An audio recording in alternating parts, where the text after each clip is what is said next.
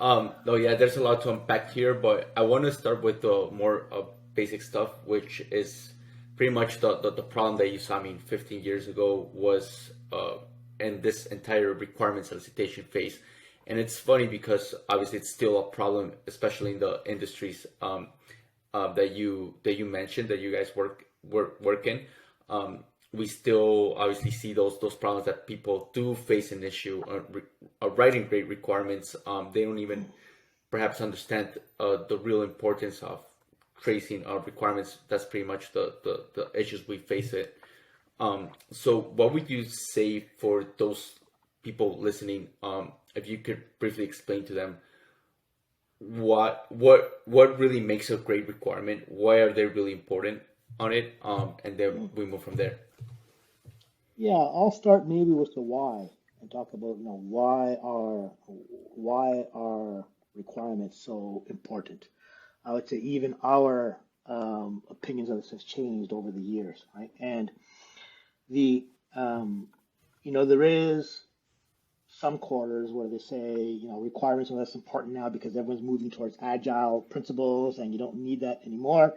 That is, I would say, very clearly untrue. And people who are involved in the systems You can engineering say it processes, wrong. You can say it yeah, wrong.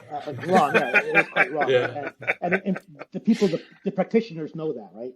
So I would say there's several reasons why requirements are important, right? One, to my mind, one of the most important thing is it communicates a shared understanding of what it is you're actually going to do to everyone on the team, right? And the requirements document is that. It helps with alignment, how to get your testing aligned with your designers, aligned with your architects, and aligned with your stakeholders.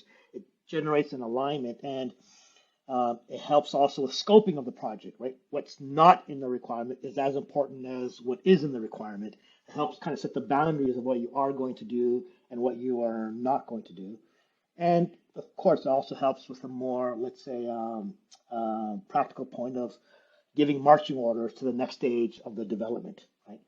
And because of all these things, requirements is not a one and done, right? Especially the shared understanding as teams get more dispersed.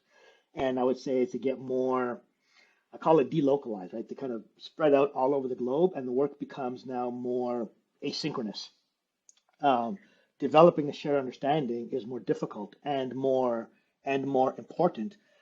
And requirements are not one and done because they evolve as the project actually evolves, right? If you just set the requirement, if you say the only purpose of requirement is to give our testers what to test and the designers what to design, and then after that you don't leave it, you're in for a world of hurt because the shared understanding of what the project is about evolves as the development evolves, and the requirements need to keep pace with that to really. That's the old waterfall approach, right? The one and done. It is the old waterfall approach, and that if it ever worked at all, I would say even the practitioners of waterfall never really practiced strict waterfall. That's actually a bit of a straw man, but to the extent that works at all, it works only if you know exactly what you're doing, or if someone else is paying you to do that and they want to know exactly what it is you're going to do and when you're going to do it. But most of the time now, we don't actually know the obstacles that are in our way, right? And so requirements help you, and the evolution of requirements help you define those knowns and the unknowns. Bit of a long-winded answer, I guess.